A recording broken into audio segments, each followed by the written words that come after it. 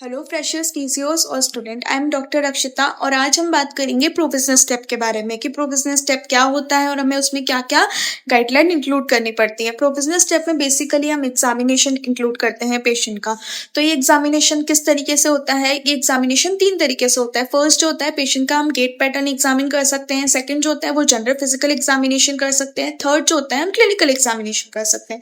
तो पेशेंट का gate examine कैसे करते हैं? हम पेशेंट का वॉकिंग पैटर्न देख के हम उसका गेट एग्जामिन कर सकते हैं।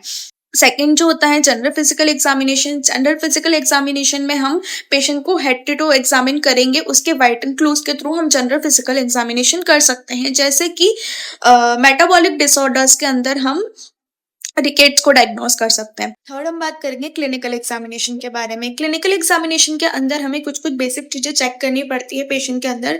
हमें पहले चेक करना पड़ता है पेन का पैटर्न, पेशेंट की किस तरीके से पेन आ रहा है, या तो वो माइल्ड स्टेज में आ रहा है या मॉडरेट में आ रहा है या सीवियर में आ रहा है। ठीक है। सेकेंड हम बात करेंगे स्वेलिंग के बारे में। स्वेलिंग में हम इंक्लूड करते हैं इफ अगर स्वेलिंग प्रेजेंट है तो उसमें पेन हो रहा है पेशेंट को या फिर उसको क्या डिस्कम्फर्ट हो रहा है।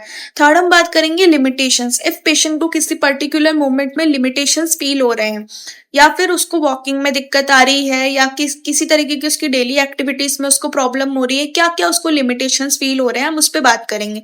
फोर्थ हम बात करेंगे लिम्ब वीकनेस के बारे में। लिम्ब में उसको वीकनेस हो रही है, मसल उसकी जल्दी फटीक हो रही है या फिर उसको जल्दी किसी तरीके का पेन फ्री